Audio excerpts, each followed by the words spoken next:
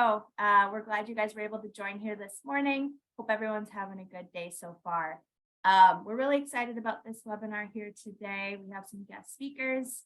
But before we get into that, I just want to do a quick thing is we do offer a Q&A at the end. So while you're listening today, if there's any questions that pop up, please get it in the Q&A section. We'll try to hit as many as we can. Otherwise, we can touch base with you guys after the webinar as well. But my name is Rachel. I work with the marketing team. I'm one of the hosts here at Coffee and Cargo. We have Emily Smith, who also works with the marketing team, Justin Engelmeier, who's our VP, and Ben Schwengel, who's our International Operations Director. So Ben, I'll let you take it over and introduce our guest speakers. Sure, Rachel. Thanks. Good morning, everyone. It is my pleasure to introduce our guests from Cowan Logistics. They are a domestic transportation company in the United States. And we have Ben Tschirgi, the VP of Sales. Ben produces a lot of fun and informative content that you may have seen on the Cowan systems, social media, and other platforms. And Alex Cabrera is the Director of Strategy and Innovation, where he heads a team that is pushing forward their use of technology to streamline their operations and make it efficient for both their customer and their own team. A little bit about Cowan on the next slide here is they're approaching their 100th birthday, and they started off with trucking, warehousing, distribution. And recently, in the last couple of years with COVID, they began to develop more into the drayage, the container drayage from the seaports and rail ramps. You'll see they have offices throughout the United States and heavily started on the East Coast. Their headquarters in Baltimore. Is there anything else you'd like to touch on there, Alex or Ben? No, I think that's great. And yeah, I mean, you said we've been around for 100 years. I think we've been doing drayage a long time, but for us, it's been I think the last 4 years, ever since COVID happened. It was okay. There's this huge. Our customers kept coming to us. We're like, there's this huge demand for getting containers out of the port, and we gotta try to figure out solutions in ports we might not have been before. So we've always been a domestic truckload carrier, drayage carrier for years and years and years. Like you said, we're turning 100, but for us, there's been a lot in the last 4 years that we've learned and a lot of growing pains. I think we've shared with a lot of our customer base as well. So made a lot of strides over the last 4 years in that 100-year span. But yeah, glad to be here. Thanks, Ben. Well, if there's truth to learning in hard times is the best way to learn, we certainly grew in leaps and bounds the last few years as chassis shortages, congestion on the ports, just the unpredictability of steamship line schedules, which is leveling out now. We have those blank sailings we usually talk about every month. But this would be a good segue into the topics we want to cover today. Right now, the topics at hand are the Panama Canal has low water levels, and that's affecting the supply chain. Containers moving through there to the U.S. East Coast from Asia or from Europe to the West Coast. So people might be wondering, how does the Panama Canal have low water, and how low is low? Well, the Panama Canal, the locks and dams are fed by rivers in Panama. They've been going through a series of droughts that doesn't see any reprieve in the near future. In fact, they're making plans to divert more rivers in Panama to the locks and dams just to alleviate this low water concern. Normally, the peak is at 50 feet in the locks and dams, and currently they're down to 44 feet of depth. And there's plans to reduce another half a foot in the coming months, and then another half a foot down to 43, which is going to, it puts restrictions on the massive container ships coming through. How this impacts importers and exporters is the carriers will assign overweight surcharges. So if you're causing that container ship to be a little lower in the water, it's going to cost you. What thresholds are they talking about? How much money? Well, right now we're seeing limits somewhere around 15,000 kilos per container, or 32,000 pounds. Not a little, not a lot. Cost wise, it'll be several $100s per container they're looking at. but the carriers are in a position right now where they're trying to find new sources of revenue while the freight costs are so low. So, and that's one that just coincides with making it through the Panama Canal without touching the bottom. The other topic we need to touch on is the big news from the West Coast. We weren't quite sure we'd have this announcement, but on June 14th, the ILWU and the PMA, the Pacific Maritime Association, came to tentative, but seemingly concrete agreement that will settle their 6-year contract negotiations. And this is alleviating a lot of the concerns, a lot of the slowdowns we've seen in the last 18 months or so. That is going to be good news for anyone importing and expecting to go back to that consistent schedule that we used to rely upon. If you're curious about what it all entails, I'm sure Rachel and Emily have some content on the interlog pages, but I can give the bullet points right now. Is that the longshoremen are going to get a wage increase over the next 6 years, of about $2 more per hour every year, starting with a $4.50 raise this year. Then on to trucking and drayage rates. I think I'd like to transfer over to Alex and Ben. You guys want to jump in on there? Talk about some of the rates, what you've seen in the last 60 days. Yeah, absolutely. Yeah, for sure. So, yeah, go ahead, Alex. Go for it. I was just going to say that, no, absolutely. I appreciate you having Ben and I on. Thank you guys. As far as the drayage and the trucking space over the last 60 days, yeah, I think from what we were seeing, internally, the strain that was caused from the labor negotiations just being pushed off for as long as they were did create a lot of nice redirection on the ocean side to East Coast ports. And what that meant for domestic coverage was just really in the favor of any East or Gulf Coast carrier, or even broker, even for that matter, right? So what we saw was the success of a lot of East Coast ports, New York, New Jersey, namely. Of course, this is prior to the fire that took place in Canada, which we'll cover. We'll talk about that.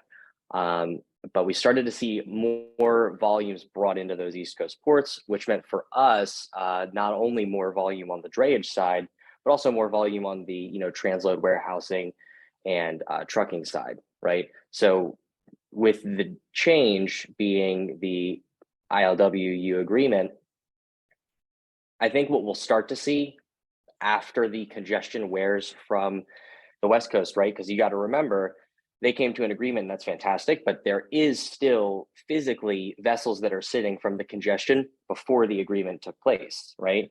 And so there were a lot of vessels that were still waiting to berth that were along the West Coast, near the ports of Seattle and Oakland and LA that were sitting upwards of 14 days that just weren't getting attended to.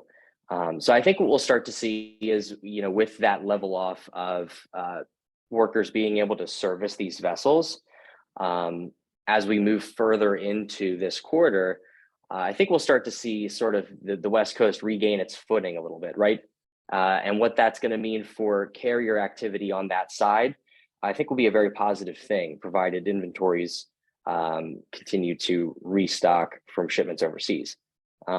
What that's going to mean for the East Coast, however, is I think that shippers are taking a closer look at the performance of carriers that they've worked with along the East and Gulf Coasts to account for what was happening on the West Coast, right? So you may have had a majority of your shipment spread going from, the Southeast Asia to the West Coast, but when you have that diversion into the Gulf Coast and East Coast, maybe you say after a year, well, actually, I prefer diversifying my spread a little bit. I have carriers that I really favor in those two regions that did a good job. And so while I think that the West Coast will start to, like I said, regain its footing and its stock, in terms of inbound freight, I think it's still going to take some time. And I think to a sense, the damage has kind of been done in terms of how long this agreement took to take place. So it's very, very favorable for, like I said, for carriers and receivers on the East and Gulf Coast. So Alex, Ben, if I'm hearing you correctly here, so if there was all this congestion and built up over on the West Coast and people were using, things were so congested over there, and now they're starting to cycle over through the rest of the country a little bit more, and there's less built up tension, so to speak, in one area.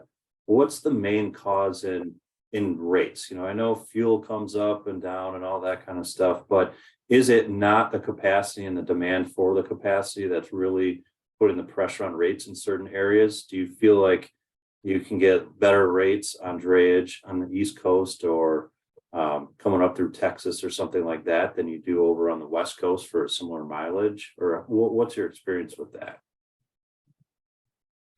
Yeah, Well, and I can go ahead, to Ben. the rates a little bit.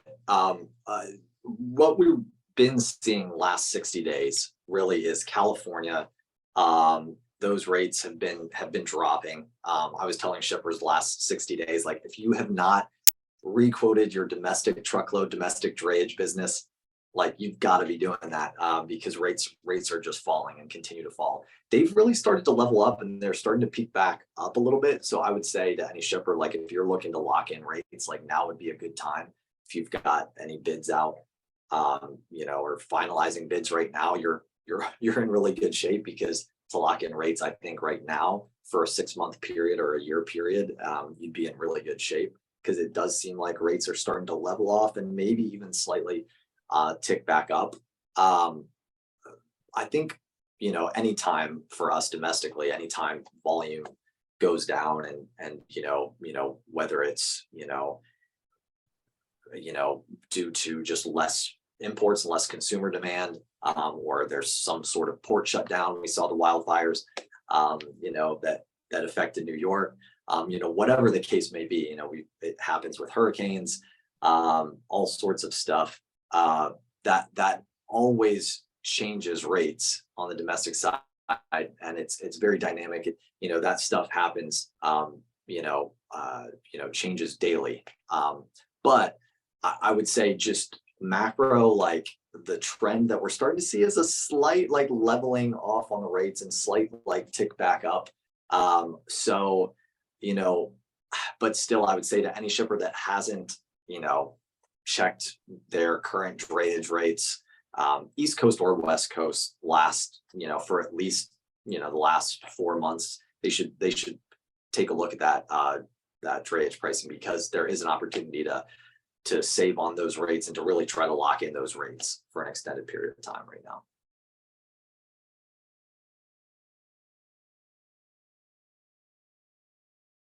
Increase in demand from the back to school and the peak season that we're anticipating on the import side. So I know Houston ramped up tons of warehousing in the last couple of years as importers decided, let's stop importing to the West Coast. Let's find a midway point to start distribution centers. Well, you've seen a lot of traffic in the Houston area.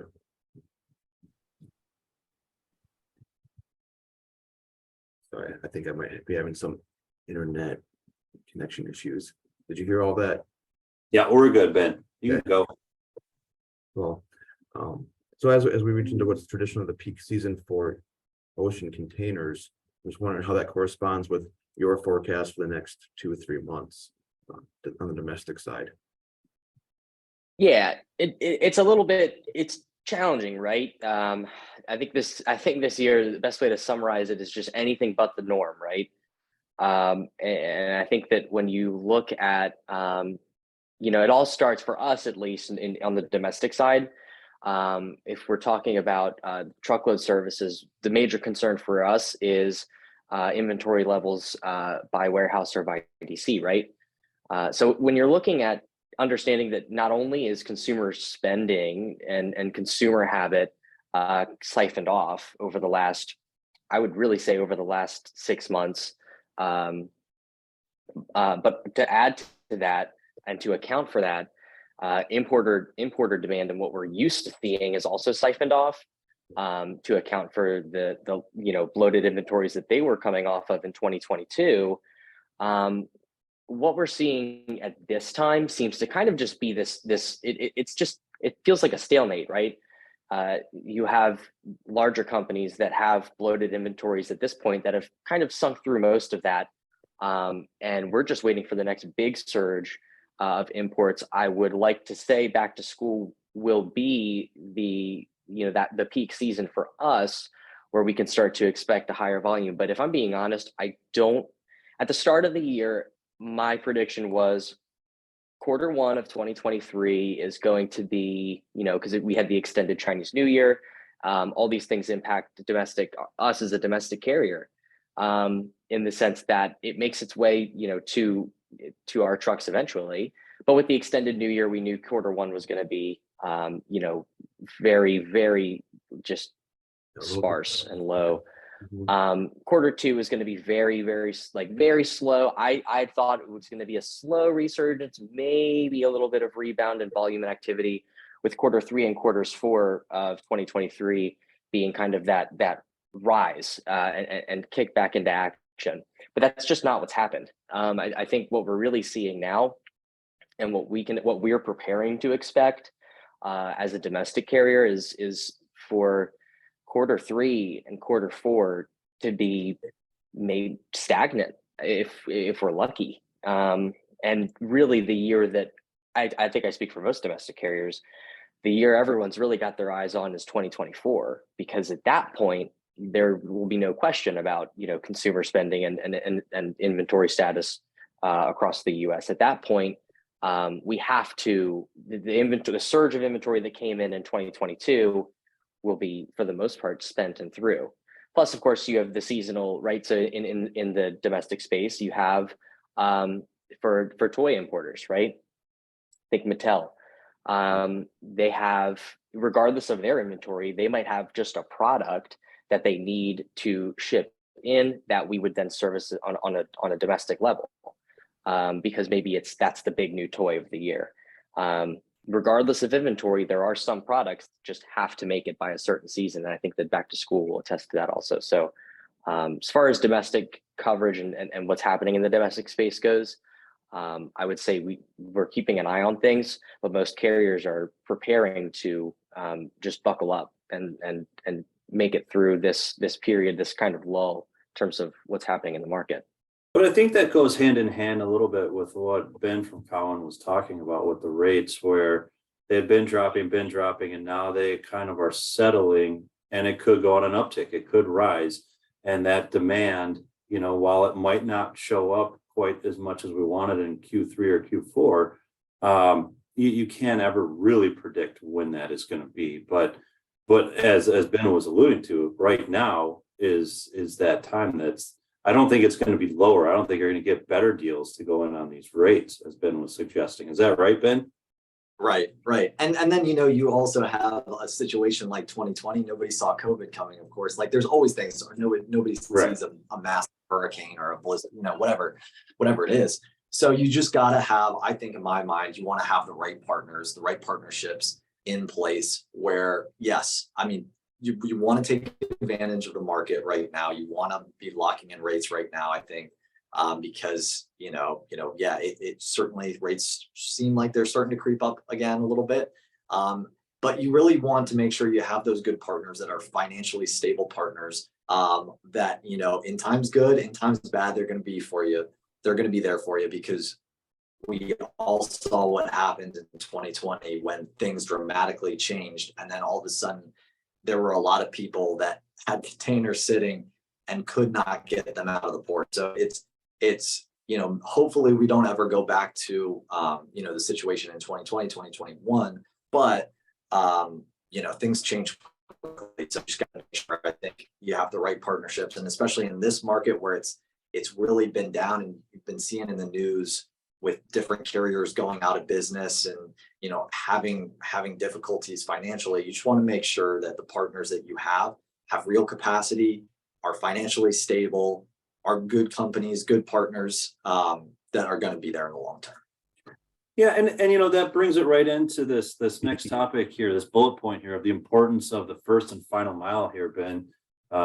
If you want to touch a little bit on your familiarity and consistency and how that goes about when you're the drayage company, when you know exactly what's going on for your customers, you know, when you're able to drop it off, how you pick it up, how you go about your work for that.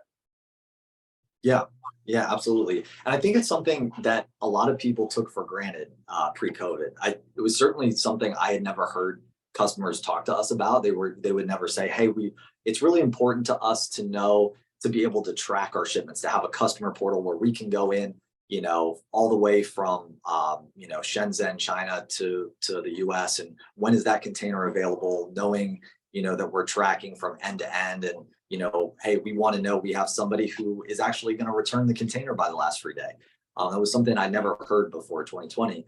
Then all of a sudden it was like every single call I was on, that was like, you know, one of the main things people were asking. So yeah, I think, you know, for us, it's been something we've really worked on and developed over the last 4 years. For us, what we found has worked really well and been very valuable for our customers is, you know, having whether it's a tracking link, a customer portal, something where somebody can easily access and see, okay, what's going on with my container. That's really important, having that visibility. And then really, it sounds simple, but just following through with what you say you're going to do on the domestic truckload, domestic drayage. Like that's the number one thing we can offer as a service to our customers, is actually following through on those rates that we're submitting and those commitments that we're pledging to our customers. So, you know, I think that, you know, the market right now is certainly a shipper's market, but like I said, it changes so fast. But having those, that's why it's so important to have those partners in place. You know, is just somebody that has those capabilities to really offer that real capacity. And a blend of both assets and brokerage, I think, is important as well. You know, for us, you know, we have over 600 assets that are with Cowan. That, you know, when things do get tight, we have that asset presence. That's a big thing. You know, if you're relying exclusively on brokers, you can certainly get in a tough point when you don't have access to those assets. So I think, you know, a mixture of access to assets, that visibility, transparency, communication, and then actually having a dependable partner. Yeah, that's so important.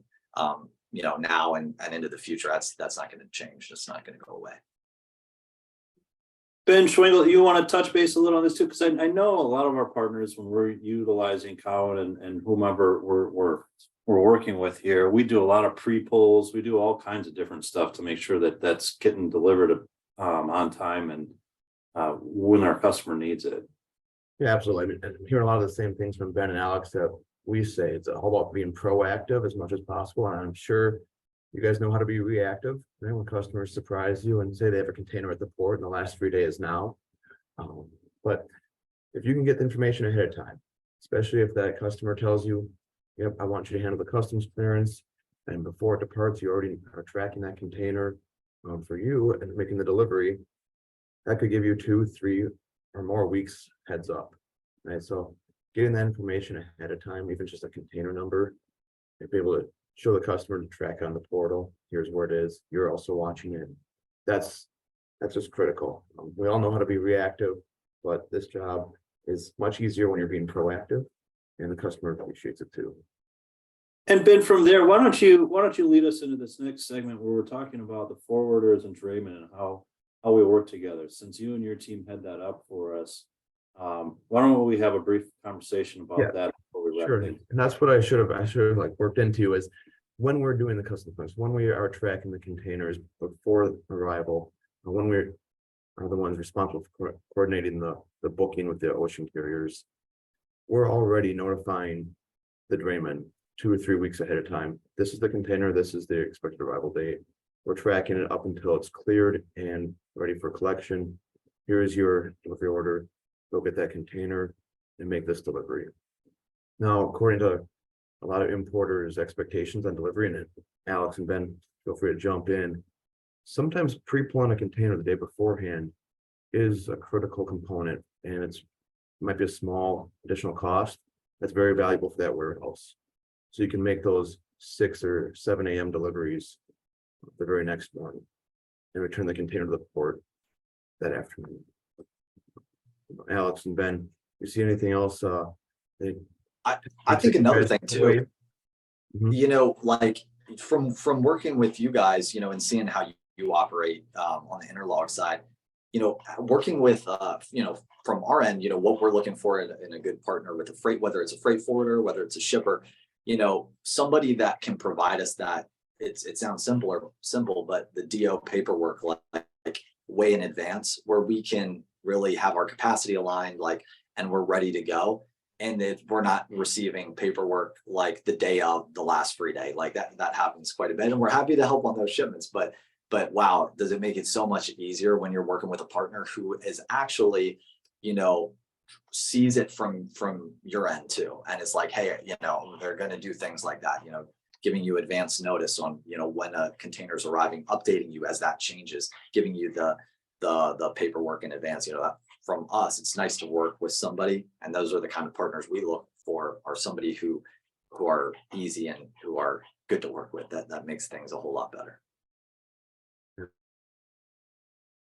Yeah, also really important, right? You know, talk about like having some customers where you know, the pre-pool and delivery the next morning is essential. It does tie right back in, right, to having you need two parties that you can hold accountable, right? So you need as an importer, right? You're going to want a forwarder that you can hold accountable in terms of the actual import process. You need a drayman that you can hold accountable for the final delivery. But sometimes, you know, you want to make sure and monitor that the communication between the two, whether it's facilitated as a unit or, you know, separately, like, you know, in their own string of communication, you want to make sure that that's strong. And there are, for sure, right? I mean, as a prominent drayman in the space, there are forwarders in some cases where there could be a miscommunication, and, you know, we're getting even though we had the forwarder was aware of the shipment, we're just getting the DO day of LFD, right? And it could have been completely avoided. We were always the designated drayman, but that last step was missed, maybe by forwarder oversight. On the other hand, if the drayman is weak and the drayman is just, you know, caught up in a sea of DOs, maybe they're just completely missing. Oh shoot, that's right. I got to get this shipment to the, you know, I've got to get it pulled or I've got to get it delivered, right? So communication between all parties it couldn't be more important. And I think that we really saw a lot of the fallacies with that process in weak examples in 2020 and 2021.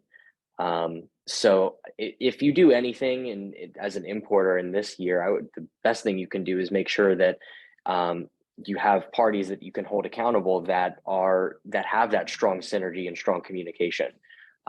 Because if you can achieve that, you can expect, even in some of your most, you know, peak season periods, you can expect for things to move with a lot of just fluidity, and that's just so important. Without that, it can become very disorganized very, very quickly. Awesome. Well, is there any last topics that we would like to discuss? And we agree with you wholeheartedly. I feel like there's a bunch of things we didn't cover that Cowan's capable of doing, all of your warehousing, your distribution. I think we're gonna have to have you guys on again coming months or year, talk about the rest of it. But thanks so much, Alex, Ben, for being here today. Yeah, thank you for having us. Great, thank you. And before we close out, just wanted to let you all know our next coffee and cargo is going to be July 19th, again, 10 a.m. Central Time. So we do offer a monthly mailing list. If you don't want to sign up every time, you can email myself at rachel@interlogusa.com. We'll get you on that, and you'll automatically be added every month to our webinars. But again, thank you, everyone. Alex, Ben, thanks for joining, and hope you guys all have a great rest of your day. Thank you. Thank you. Great, thanks.